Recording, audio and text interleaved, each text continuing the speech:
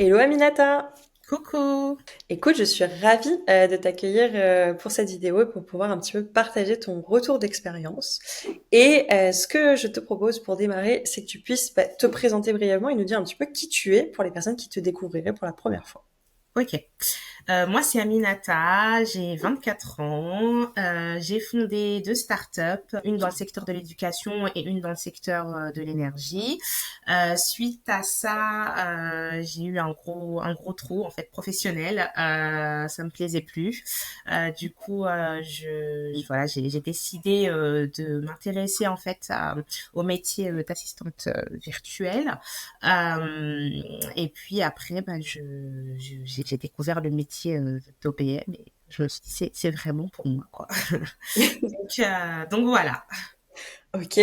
Riche parcours déjà parce que tu avais déjà du coup une casquette entrepreneuriale avant de nous rejoindre. Du coup, qu'est-ce qui t'a motivé à rejoindre le squat? C'était quoi ta plus grosse problématique avant de nous rejoindre justement par Bah, rapport à ça? Alors ma plus grosse problématique à ce moment-là, du coup j'étais en reconversion professionnelle, Mm. donc j'étais déjà un peu dans le flou, j'étais un petit peu perdue, je savais pas où aller. Et puis quand j'ai décidé en fait de m'intéresser au métier d'assistante virtuelle, il me manquait en fait ce côté challengeant, ce côté un peu leader aussi, chef de projet que j'avais du coup du fait de mes casquettes d'entrepreneur et de CEO que j'ai eu. Ouais. Donc en fait, ça me posait problème. Donc j'étais attirée par le fait de pouvoir aider diverses entreprises, de toucher à plusieurs domaines d'activité. Mais voilà, il manquait quand même ce côté un peu de dynamisme. Voilà, donc j'ai découvert le squad et la formation et je me suis dit bah c'est ça en fait que je veux faire. Je me suis dit que là j'aurais vraiment un cadre Mm. euh, et surtout que je pourrais en fait développer ce mindset encore plus ce mindset que j'aime de chef de projet, de manager et puis de conseiller. Voilà. Ok. Super clair. Et parce que finalement, c'est un lancement d'activité totale pour toi. C'était carrément, tu repartais de zéro sur une nouvelle aventure. Comment est-ce que tu t'y es pris? Que ça a été quoi un peu tes étapes clés justement de transformation? Et bah du coup, tu as décidé d'accompagner quel type de personnes? Est-ce que tout ça, ça s'est clarifié justement en arrivant dans le squad? Et si oui, bah par quoi un petit peu t'es passé? Ça a été quoi ton cheminement? Ouais, bah alors en arrivant dans le squad, voilà, je savais qu'il fallait que j'aille là-bas, mais c'est vrai qu'en arrivant, je savais pas où me positionner, quel message j'allais délivrer, qui j'allais aider, accompagner, enfin voilà. Et donc j'ai commencé les modules très rapidement. Voilà, franchement, on est vraiment plongé dans le bain directement. Et c'est ça que j'ai aimé, du coup. Donc, c'était comme un peu une série télévisée où tu as envie de regarder l'épisode d'après tout de suite. Donc, les modules m'ont vraiment aidé dans un premier temps alors à me positionner. Mm. Euh, qui est-ce que j'allais accompagner, vers quel domaine j'allais m'orienter. Donc moi, je me disais, j'allais rester dans ma zone de confort avec, voilà, j'ai travaillé dans les énergies, donc pourquoi pas accompagner des entreprises dans le secteur énergétique, etc. Et puis finalement, non, dans les modules, je me souviens d'un module où Samir disait allez quelque part enfin allez dans un secteur qui vous fait vibrer, que vous aimez et où vous allez être passionné et j'ai réfléchi et je me suis dit mais moi j'ai toujours voyagé, je suis une globe-trotteuse, j'ai toujours aimé le fait de découvrir le monde, d'échanger avec les personnes. Je me suis Ouais. dit ok donc c'est vraiment ça que je là-bas où je veux aller.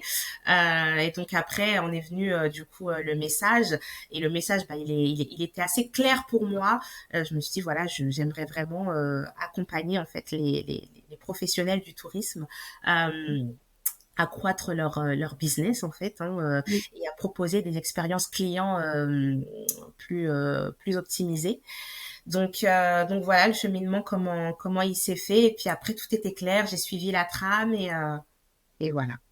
Ok, bah super clair, bah c'est top parce que tu passes de finalement à je perçois que c'est fait pour moi versus à comment je vais le faire et à qui C'est je ça. m'adresse. Donc déjà, rien que ça, c'est une belle transformation parce que c'est pas toujours facile de trouver son positionnement et et ce qui nous fait vibrer. Il y a des personnes qui peuvent passer des mois à le structurer. Donc ça, c'est déjà une belle première victoire. Quand tu as traversé un petit peu ces phases-là justement de questionnement et autres, est-ce que la communauté au sein du squad, elle a pu t'aider? Comment t'évaluerais justement l'impact qu'elle a pu avoir justement tout ce raisonnement et ce cheminement que tu as eu à ton démarrage et puis un peu après? Oui, alors vraiment la communauté, c'est vraiment la pépite et la cerise sur le gâteau dans la formation. Parce que du coup, la communauté, en fait, c'est une sorte de famille business où voilà, on peut poser un peu toutes les questions, tous les blocages qu'on a. Et à ce moment-là, moi, je me posais plein de questions. J'ai toujours eu l'habitude, en plus, moi, d'entreprendre un peu solo, très solo. Là, j'ai vraiment découvert une communauté et un réseau aussi. Donc j'ai pu en fait avoir des déblocages à ce moment-là, surtout au niveau de mon message. Je me souviens que c'est là où je bloquais pas mal à ce moment-là. Donc la communauté est là, elle répond quand il y a des victoires, bah voilà, tout le monde est en joie. On s'y retrouve en fait, on s'y retrouve et c'est beau, c'est beau. Mm.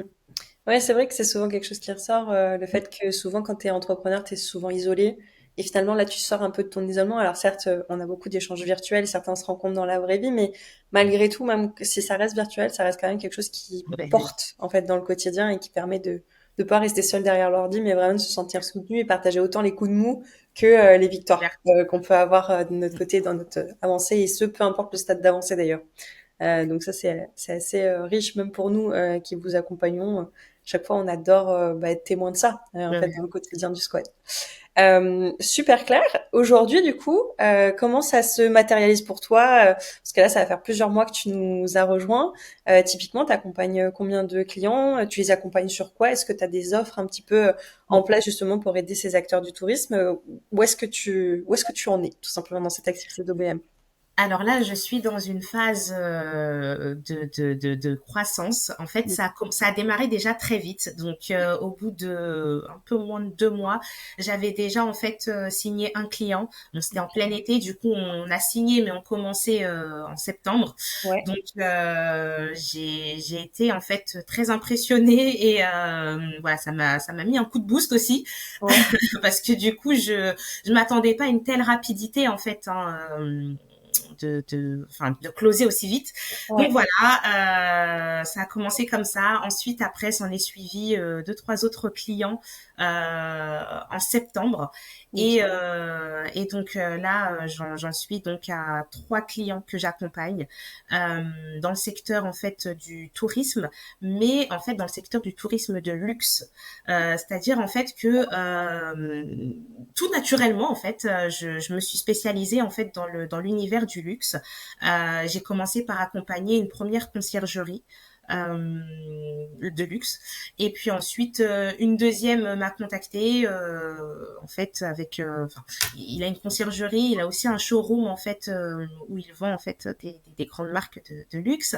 Et je me suis dit, bah, peut-être que là, c'est un petit coucou et que je devrais peut-être me spécialiser peut-être un peu plus. Et c'est là où je me dis, bah, en fait, quand on avance, on teste, ça va vite, et puis on se spécialise encore plus, et puis on adore et on découvre d'autres univers. Moi, j'adore finalement l'univers du luxe et c'est une autre forme de tourisme en fait que je découvre. Et donc là, j'en suis donc à 3 clients au bout de un peu plus de 5 mois de formation que j'accompagne et j'adore en fait. C'est challengeant, j'adore. Voilà, c'est beaucoup d'échanges aussi avec les personnes du secteur. Et puis je m'y retrouve. Donc avec eux, généralement, je leur propose donc l'offre intensive hein, au début, et puis après, on va vite sur une offre roadmap où là, je les aide vraiment à structurer, à implémenter des systèmes Mm. euh, pour améliorer surtout leur expérience client. parce que Ouais. dans ce secteur-là, c'est très exigeant et voilà, les clients, ils sont assez prestigieux aussi. Donc voilà, il y a vraiment une demande là-dessus. Donc moi, j'interviens vraiment sur du long terme avec eux pour manager un petit peu tous les pôles et faire en sorte que l'expérience client, elle soit vraiment haut de gamme.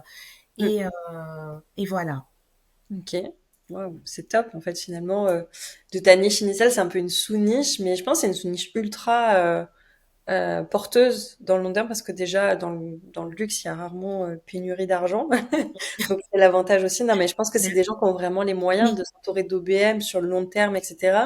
Et je trouve que c'est super smart d'avoir finalement attiré ça à toi parce que dans le tourisme tu peux autant aider peut-être quelqu'un qui a plusieurs gîtes et qui va être plutôt un particulier, qui aura peut-être pas les moyens et l'envergure pour le faire, au même titre que là, des secteurs d'activité qui sont beaucoup plus, on va dire, pérennes et du coup pour toi peut-être aussi un vrai terrain de jeu où tu peux vraiment honorer ta casquette stratégique en fait dans ces business-là.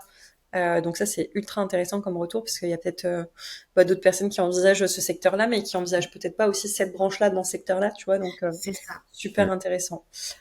Très bien, donc ça c'est l'actuel et du coup là sur la projection future, parce que comme tu l'as dit, tu as fait à peu près 5 mois, tu es à peu près bientôt à mi-parcours dans le SWAT, il te reste encore 7 mois à nos côtés. Comment est-ce que tu envisages la suite toi pour ton activité? Est-ce que tu veux rester du coup dans ce domaine du luxe touristique ou pas? Comment est-ce que tu te vois un peu évoluer sur cette activité d'OBM? Est-ce que tu veux plus de clients? Voilà, comment tu te projettes à l'avenir?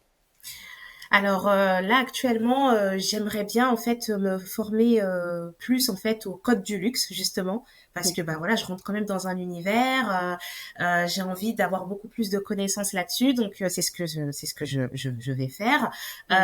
Concernant la suite, bien sûr, continuer en tant qu'OBM, continuer dans le squad. Là, voilà, je m'y retrouve tout à fait. Finalement, c'est cette formation qui m'a emmenée jusqu'à là. Mm. Jusqu'à cet univers aussi, jusqu'à ces opportunités. Donc voilà, comme je le disais, là j'en suis à 3 clients, dont 2 en roadmap.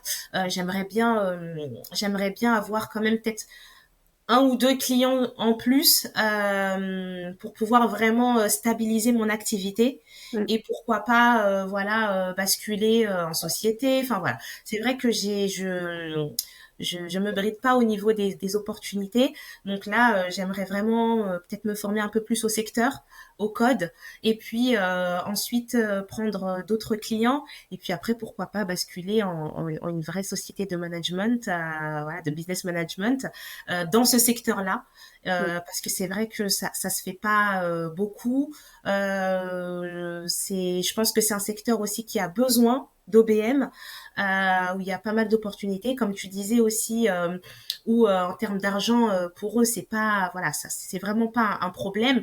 Moi, mes intensifs, je les ai vendus directement en fait à 4 chiffres, donc voilà, j'aimerais vraiment continuer dans ce sens-là, et pourquoi pas aussi, c'est vrai que c'est peut-être un projet plutôt challenge, euh, en fait, me développer à l'international, donc proposer en fait mes services du coup d'OPM hein, dans le secteur du tourisme de luxe, mais à l'international. Je pense beaucoup aussi aux Émirats, je pense aussi aux États-Unis, etc. Où voilà, il y a pas mal de il y a une grosse niche hein, dans le secteur du prestige et des clients haut de gamme.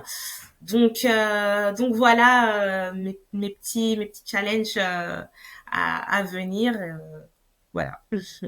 C'est beau, c'est ambitieux, c'est beau et en même temps, c'est tout le mal que je te souhaite. Développer ça, vraiment. Parce qu'il y a non, mais c'est vrai, il y a une super belle opportunité de marché et on sent aussi que tu es aligné avec ce choix-là, etc. On sent que ça te passionne et que tu as envie de plus. Donc, c'est super inspirant, je pense, pour les personnes qui passeront leur tête sur la vidéo parce que ça fait plaisir à entendre et à voir, en fait. On te sent ultra incarné par ton produit. Donc, très agréable. Est-ce que, avant de clôturer un peu ce retour-là, est-ce qu'il y a quelque chose qu'on n'a pas abordé ou une question que je t'ai pas posée et que tu aurais aimé peut-être aborder sur ce rôle-là, ce secteur-là ou ton parcours tout simplement? Je crois qu'on a bien fait le tour, mais voilà, si j'ai un mot à dire, en tout cas concernant le squad et la formation, c'est que c'est vraiment réel. C'est vraiment réel. Voilà, c'est de l'action, c'est des résultats. Voilà, tous ces mots-là très très forts. C'est tout ce que j'ai eu et finalement ça m'a emmené à vraiment aussi plutôt côté vraiment personnel aussi mindset en fait à bannir ce sentiment d'illégitimité Mm. et à me dire bah c'est possible aussi pour moi. J'aurais jamais cru moi pouvoir accompagner ce type d'entreprise là et finalement c'est ce que je fais. J'en suis capable. J'avais pas du tout de compétences voilà en arrivant même avant le squad et pourtant j'ai réussi donc voilà. Ok, bah écoute, merci beaucoup Aminata. De rien. À bientôt. À bientôt.